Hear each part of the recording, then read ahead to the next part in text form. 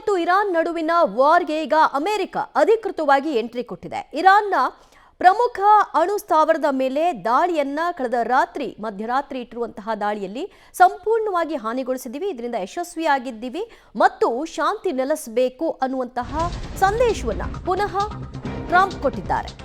Iran Israel war America ಅಧಿಕೃತ entry ಕೊಟ್ಟಿದೆ. Iran ಮೇಲೆ ಅಮೆರಿಕ ಭಯಾನಕ ದಾಳಿಯನ್ನ ಇಟ್ಟಿದೆ. ತನ್ನಲ್ಲಿರುವ ಪ್ರಬಲ ಬಾಂಬರ್ ಮಿಸೈಲ್ ಅನ್ನ ಬಳಸಿ ಅಟ್ಯಾಕ್ ಅನ್ನ ಮಾಡಿದೆ.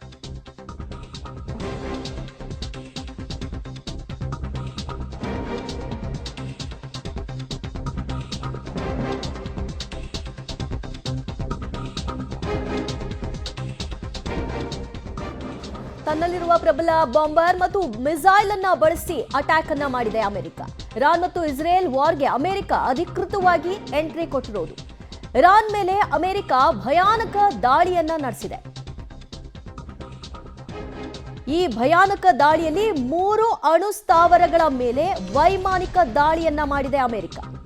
ಯುದ್ಧ ಮಹಾತಿರುವನ್ನ ಪಡೆದುಕೊಂಡಿದೆ. ಕಳೆದ 9-10 ದಿನಗಳಿಂದಲೂ ಈ ಎರಡೂ ದೇಶಗಳ ನಡುವೆ ಯುದ್ಧ ನಡೀತಾ ಇತ್ತು. ಅದು ಕ್ಷಿಪಣಿ ದಾಳಿ, ಡ್ರೋನ್ ದಾಳಿಗಳಿಗೆ ಮೀಸಲಾಗಿತ್ತು. ಅದರಲ್ಲಿ ಇರಾನ್ಗೆ ಪದೇ ಪದೇ ಎಚ್ಚರಿಸುವಂತಹ ಕೆಲಸವನ್ನ ಟ್ರಂಪ್ ಮಾಡ್ತಾ ಇದ್ರಾದರೂ ಕೂಡ ನೇರ ಯುದ್ಧಕ್ಕೆ, ನೇರ ದಾಳಿಗೆ ಅಮೆರಿಕ ಎಂಟ್ರಿ ಕೊಟ್ಟಿರಲಿಲ್ಲ. ಆದರೆ ಕಳೆದ ಮಧ್ಯರಾತ್ರಿ ಅದಕ್ಕೂ ಕೂಡ ಮುನ್ನುಡಿಯನ್ನ ಬರೆದಾಗಿದೆ. ಇರಾನ್ನ 3 ಅಣು ಸ್ಥಾವರಗಳ ಮೇಲೆ ವೈಮಾನಿಕ ದಾಳಿಯನ್ನ ನಡೆಸಿದೆ.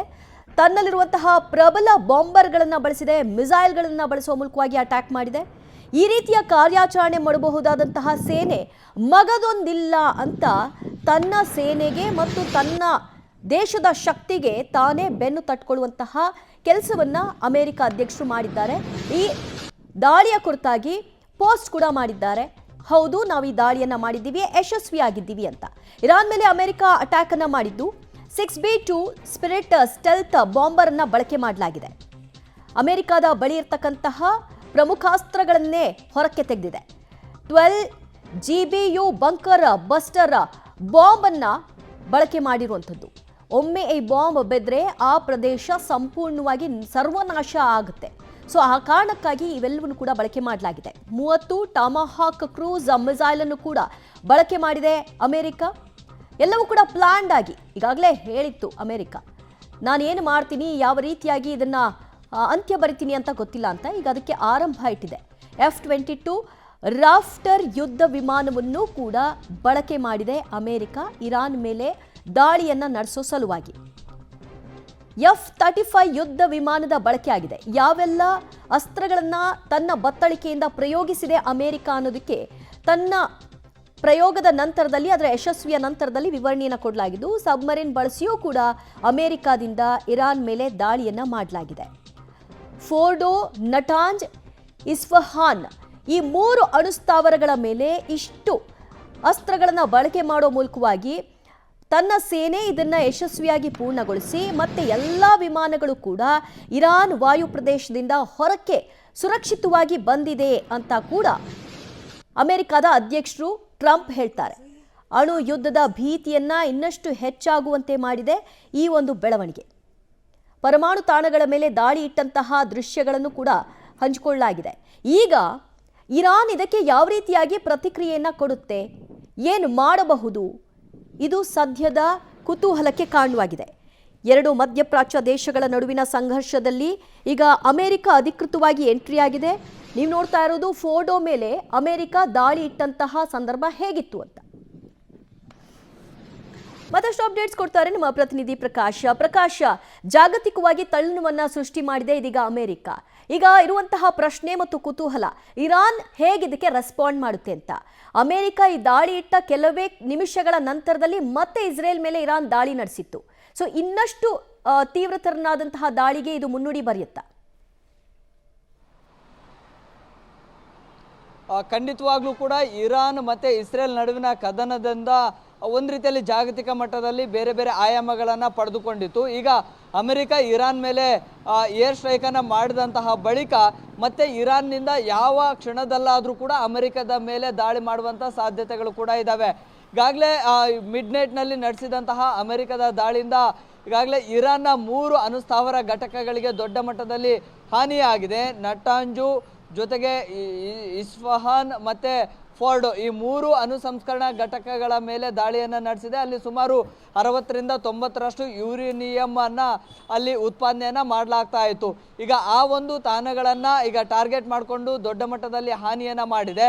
ಸೊ ಇದಕ್ಕೆ ಪ್ರತೀಕಾರವನ್ನು ತೀರಿಸ್ಕೊಳ್ತೀವಿ ಅಂತ ಹೇಳಿ ಈಗ ಇರಾನ್ ಕೂಡ ಹೇಳಿದೆ. ಸೊ ಹೀಗಾಗಿ ಜಾಗತಿಕ ಮಟ್ಟದಲ್ಲಿ ಮತ್ತಷ್ಟು ಯುದ್ಧದ ಭೀತಿಯ ಉದ್ವಿಗ್ನತೆ ಹೆಚ್ಚಾಗುವಂಥ ಸಾಧ್ಯತೆಗಳು ಕೂಡ ಇದ್ದಾವೆ. ಜೊತೆಗೆ ಅಮೆರಿಕದ ಮೇಲೆ ಯಾವಾಗ ಬೇಕಾದರೂ ದಾಳಿಯನ್ನು ನಡೆಸಬಹುದು. ಈಗಾಗಲೇ ಅತ್ಯಾಧುನಿಕ ಜೊತೆಗೆ ಜಗತ್ತಿನ ಅತ್ಯಂತ ಶಕ್ತಿಶಾಲಿ ಬಾಂಬರ್ ಅಮೆರಿಕದ ಬಳಿ ಇದೆ. ಆ B2 ಬಾಂಬರ್ಗಳನ್ನು ಬಳಸ್ಕೊಂಡು ಏನು ಇರಾನ್ನ ಮೇಲೆ ದಾಳಿಯನ್ನು ನಡೆಸಿದೆ. ಅದರ ಜೊತೆಗೆ F ಸೀರೀಸ್ನ F-35 ಮತ್ತು 24ನ ಯುದ್ಧ ವಿಮಾನಗಳನ್ನು ಬಳಸ್ಕೊಂಡು ಆ ಮಿಸೈಲ್ ಅಟ್ಯಾಕನ್ನು ಕೂಡ ಅಮೆರಿಕ ನೇರವಾಗಿ ಇರಾನ್ನ ಒಂದಿಷ್ಟು ಯುರೇನಿಯಂ ಸಂಸ್ಕರಣಾ ಘಟಕಗಳ ಮೇಲೆ ಕೂಡ ಮಾಡಿದೆ. ಕೆಲವು ಗಂಟೆಗಳಲ್ಲಿ ನಡೆಸಿದಂತಹ ಈ ದಾಳಿಯಲ್ಲಿ ಇರಾನ್ನ ಹಲವು ಯುರೇನಿಯಂ ಸಂಸ್ಕರಣಾ ಘಟಕಗಳ ಮೇಲೆ ಪ್ರಮುಖವಾಗಿ 3 ಅದಕ್ಕೆ ದೊಡ್ಡ ಹೊಡೆತವನ್ನು ಕೂಡ ಕೊಟ್ಟಿದೆ. ಸೊ ಹೀಗಾಗಿ ಮತ್ತೆ ಈ ಒಂದು ಸಂಘರ್ಷ ಮಧ್ಯಪ್ರಾಚ್ಯಗಳ ರಾಷ್ಟ್ರಗಳ ಕದನ ಏನಿತ್ತು ಈಗ ಅದಕ್ಕೆ ಈಗ ನೇರವಾಗಿ ಅಮೆರಿಕ ಎಂಟ್ರಿಯನ್ನು ಕೊಟ್ಟಿರುವಂತಹ ಪರಿಣಾಮ ಮತ್ತಷ್ಟು ಉದ್ವಿಗ್ನತೆಗೊಳ್ಳುವಂತಹ ಸಾಧ್ಯತೆಗಳು ಕೂಡ ಇದ್ದಾವೆ. ಅದರಲ್ಲಿ ಕೂಡ B2 ಬಾಂಬರ್ನ ಸ್ಪೆಷಲೈಸೇಷನ್ ಏನಿದೆಯಲ್ಲ ಅದು ಭಯಾನಕವಾಗಿ ಮತ್ತೆ ಅತಿ ಹೆಚ್ಚು ಹಾನಿ ಮಾಡುವಂತಹ ಒಂದು ವಿಶೇಷತೆಯನ್ನು ಹೊಂದಿದೆ. ಆ ಬಾಂಬರ್ಗಳನ್ನು ಬಳಸ್ಕೊಂಡು ಇದೀಗ ಇರಾನ್ನ ನೆಲೆಗಳ ಮೇಲೆ ಈಗ ದಾಳಿಯನ್ನು ಮಾಡಿದೆ. ಇದಕ್ಕೆ ಪ್ರತಿಯಾಗಿ ಈಗ ಅಮೆರಿಕದ ಮೇಲೆ ಕೂಡ ಈಗ ಇರಾನ್ ಪ್ರತಿದಾಳಿಯನ್ನು ನಡೆಸೋದಕ್ಕೆ ಪ್ಲಾನ್ಗಳನ್ನು ಮಾಡಿಕೊಳ್ತಾ ಇದೆ. ಒಂದೊಮ್ಮೆ ಅಮೆರಿಕದ ನೆಲೆಗಳ ಮೇಲೆ ಇರಾನ್ ದಾಳಿಯನ್ನು ನಡೆಸಿದ್ರೆ ಅದರ ಉದ್ವಿಗ್ನತೆ ಅದರ ಸ್ವರೂಪ ಮತ್ತಷ್ಟು ಹೆಚ್ಚಾಗುವಂಥ ಸಾಧ್ಯತೆಗಳು ಕೂಡ ಇದ್ದಾವೆ. ಈಗಾಗಲೇ ಇರಾನ್ಗೆ ಚೀನಾ ಮತ್ತು ರಷ್ಯಾ ಕೂಡ ಬೆಂಬಲವನ್ನು ಕೊಡ್ತಾ ಇದೆ. ಸೊ ಆ 2 ರಾಷ್ಟ್ರಗಳಿಂದ ಮತ್ತೆ ಶಸ್ತ್ರಾಸ್ತ್ರಗಳ ಪೂರೈಕೆ ಆಗಿರ್ಬೋದು ಅಥವಾ ಬೇಕಾಗಿರುವಂತಹ ಒಂದಿಷ್ಟು ಆಯುಧಗಳನ್ನು ಕೂಡ ಈಗ ಇರಾನ್ಗೆ ಕೊಡುವಂತಹ ಒಂದಿಷ್ಟು ವ್ಯವಸ್ಥೆಗಳು ಪ್ರಯತ್ನಗಳು ಕೂಡ ಆಗ್ತಾ ಇದ್ದಾವೆ. ಸೊ ಹಾಗೆ ಏನಾದರೂ ಇರಾನ್ಗೆ ಸಹಾಯವನ್ನು ಆ 2 ರಾಷ್ಟ್ರಗಳು ಮಾಡಿದರೆ ಅಮೆರಿಕ ಮತ್ತೆ ಆ 2 ರಾಷ್ಟ್ರಗಳ ಮೇಲೆ ಕಿಡಿಕಾರುವಂಥ ಸಾಧ್ಯತೆಗಳು ಕೂಡ ಇದ್ದಾವೆ. ಅಲ್ಲಿ ಒಂದಿಷ್ಟು ರಾಜತಾಂತ್ರಿಕ ವಿಚಾರಗಳ ಮೇಲೆ ಕೂಡ ಒಂದಿಷ್ಟು ಅಪಸ್ವರಗಳು ಅಥವಾ ಒಂದಿಷ್ಟು ಬೆಳವಣಿಗೆಗಳು ಕೂಡ ಆಗುವಂಥ ಸಾಧ್ಯತೆಗಳಿದ್ದಾವೆ. ಆ 2 ರಾಷ್ಟ್ರಗಳ ರಾಜತಾಂತ್ರಿಕ ಸಂಬಂಧಗಳು ಹದಗೆಡ್ತು ಅಂತಂದರೆ ಮತ್ತೆ ಆ 2 ರಾಷ್ಟ್ರಗಳಿಂದಲೂ ಕೂಡ ಮತ್ತೆ ಬೆಂಬಲ ಸೂಚಿಸಿ ಅಲ್ಲಿ ಕೂಡ ಪ್ರತಿದಾಳಿಗಳು ಆಗುವಂಥ ಸಾಧ್ಯತೆಗಳಿದ್ದಾವೆ. ಈಗಾಗಲೇ ಅಮೆರಿಕ ಈ ಒಂದು ಯುದ್ಧಕ್ಕೆ ಎಂಟ್ರಿ ಕೊಟ್ಟಿರುವಂತಹ ಕಾರಣಕ್ಕಾಗಿ ಈಗ ವಿಶ್ವಸಂಸ್ಥೆ ಕೂಡ ಈಗ ವಿಶ್ವಸಂಸ್ಥೆ ಪ್ರಧಾನ ಕಾರ್ಯದರ್ಶಿ ಒಂದು ಕಳವಳವನ್ನು ಕೂಡ ವ್ಯಕ್ತಪಡಿಸಿದ್ದಾರೆ. ಜಗತ್ತಿನಲ್ಲಿ ಶಾಂತಿ ಮತ್ತು ಸುಭದ್ರತೆಯನ್ನು ಕಾಪಾಡುವಂಥ ನಿಟ್ಟಿನಲ್ಲಿ ವಿಶ್ವಸಂಸ್ಥೆಯ ಕಾಯಂ ಸದಸ್ಯತ್ವ ರಾಷ್ಟ್ರಗಳೇನಿದ್ದಾವೆ ಅದು ಮುಂದಾಗಬೇಕು ಅನ್ನುವಂತಹ ಒಂದು ಮನವಿಯನ್ನು ಕೂಡ ಮಾಡಿಕೊಂಡಿದೆ. ಆದರೆ ಮುಂದಿನ ಬೆಳವಣಿಗೆಗಳು ಹೇಗೆ ಯಾವ ಸ್ವರೂಪವನ್ನು ಪಡೆದುಕೊಳ್ಳುತ್ತೆ ಅನ್ನುವಂಥದ್ದೇ ಒಂದು ರೀತಿಯಲ್ಲಿ ಕುತೂಹಲವನ್ನು ಕೂಡ ಉಂಟು ಮಾಡಿದೆ. ದಿವ್ಯಾ, ಪ್ರಕಾಶ್ ಸಂಪರ್ಕದಲ್ಲಿರಿ, ಇನ್ನಷ್ಟು ಅಪ್ಡೇಟ್ಸ್ ಪಡ್ಕೊಳ್ತೀವಿ.